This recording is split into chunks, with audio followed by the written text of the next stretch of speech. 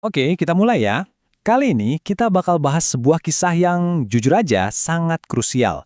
Ini tuh cerita tentang perjuangan hidup dan mati. Kisahnya sang raja hutan, satu-satunya yang kita punya di Indonesia, harimau Sumatera. Coba deh, lihat baik-baik. Di balik semua kegagahannya ini ada sebuah kerapuhan. Ini bukan sekedar foto hewan liar yang keren ya. Ini adalah potret sebuah perjuangan. Harimau Sumatera itu subspesies harimau terakhir yang tersisa di Indonesia, dan nasibnya benar-benar di ujung tanduk. Dan ini bukan pertama kalinya kita ada di situasi ini. Sejarah kita, sayangnya, cukup kelam soal ini. Lihat aja, dua saudaranya, harimau Bali dan harimau Jawa, udah hilang, punah, lenyap selamanya dari muka bumi. Fakta ini bikin perjuangan buat nyelamatin harimau Sumatera jadi jauh lebih genting. Kita beneran nggak boleh gagal untuk yang ketiga kalinya. Nah, sekarang ayo kita bedah data-data di balik krisis ini. Angka-angkanya mungkin agak berat ya, tapi penting banget buat kita pahami bareng-bareng biar tahu segenting apa situasinya. Oke, sebelum kita lihat angkanya, kita mesti paham dulu apa sih artinya terancam punah kritis atau critically endangered itu. Anggap aja ini alarm paling kenceng di dunia konservasi. Ini udah kode merah, peringatan bahwa kita bisa kehilangan mereka ya kapan aja. Dan inilah angka pertama yang bikin kita miris, cuma sekitar 568 individu. Coba bayangin, di seluruh pulau Sumatera yang segitu luasnya, populasinya cuma segini. Ini bahkan lebih sedikit dari jumlah murid di beberapa sekolah loh. Masalahnya lagi, mereka nggak hidup di satu wilayah yang luas dan aman. Populasi yang secuil itu tersebar di 23 kantong habitat yang terpisah-pisah. Jadi kayak pulau-pulau kecil di tengah lautan perubahan gitu, yang bikin mereka makin terisolasi dan rentan. Nah, ini statistik yang paling bikin merinding. Kalau kita nggak berbuat apa-apa, kalau ancaman yang ada sekarang ini terus dibiarin, para ilmuwan memprediksi peluang kepunahan mereka itu 100%. Pasti. Jadi pertanyaannya bukan lagi jika, tapi kapan. Jadi, apa sih sebenarnya yang bikin mereka sampai di jurang kepunahan ini? Ternyata, ini bukan pertarungan melawan satu musuh aja, tapi perang di berbagai sisi. Jadi mereka itu kayak diserang dari 3 arah utama. Ada musuh klasik yang kita semua tahu, perburuan dan perdagangan ilegal. Terus ada konflik yang kayaknya nggak terhindarkan karena hutan makin sempit, bentrokan sama manusia. Dan yang terakhir ada musuh yang nggak kelihatan, yang nyerang dari dalam, penyakit. Gambar ini nunjukin sebab akibat yang brutal banget kan? Di satu sisi, tumpukan jerat kawat, alat pembunuh senyap yang dipasang di hutan. Di sisi lain, hasil yang bikin hati hancur, anak harimau yang jadi korban. Tiap satu jerat yang berhasil ditemuin itu, artinya satu potensi nyawa yang terselamatkan. Dan datanya nunjukin gambaran yang suram. Bayangin ya, Indonesia jadi pemasok bagian tubuh harimau tertinggi ketiga di dunia. Usaha penangkapan sih ada, 188 pelaku dalam 6 tahun. Tapi coba lihat ancaman di lapangannya. Lebih dari 3.000 jerat ditemukan, 3.000 perangkap maut yang nungguin di hutan. Angka-angka ini bukan cuma statistik, ini bukti perjuangan yang gak ada hentinya di garis depan. Tapi, ancamannya nggak cuma datang dari manusia secara langsung.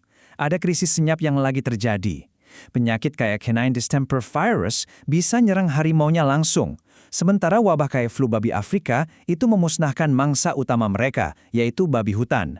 Ini kayak serangan dari dalam yang pelan-pelan ngerogotin populasi mereka. Dengan semua data dan ancaman yang segitu gedenya, wajar banget kan kalau kita jadi mikir, apa semua ini sia-sia? Udah terlambat ya?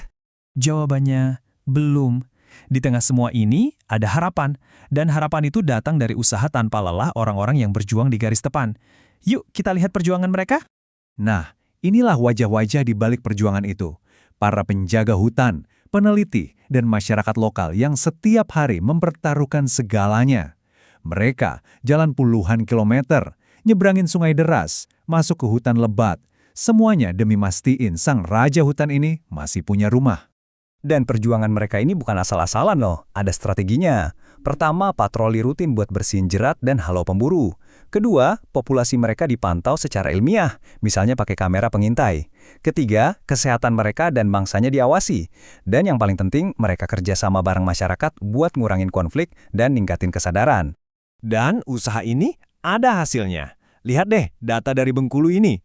Cuma dengan 16 kamera pengintai, tim di sana berhasil mengidentifikasi 42 harimau yang beda-beda.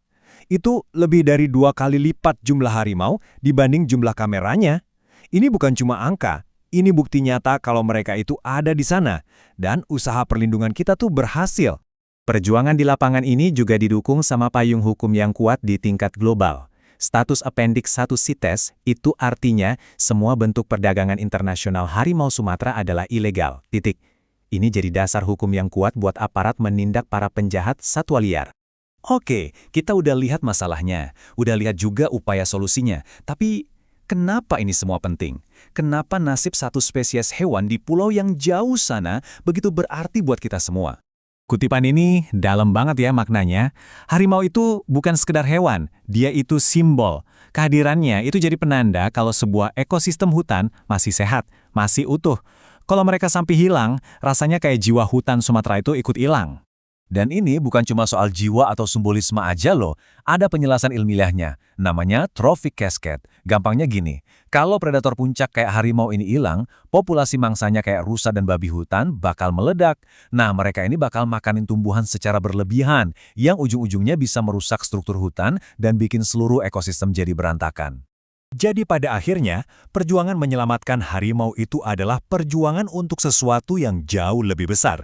Ini tentang hutan yang sehat, tentang sumber air bersih kita, tentang keanekaragaman hayati, dan tentang keseimbangan planet ini. Pertanyaan di slide terakhir ini jadi bahan renungan kita bersama. Saat kita berjuang untuk menyelamatkan sang raja, apalagi sih sebenarnya yang sedang kita selamatkan? Masa depan mereka dan mungkin juga masa depan kita sendiri ternyata saling terhubung.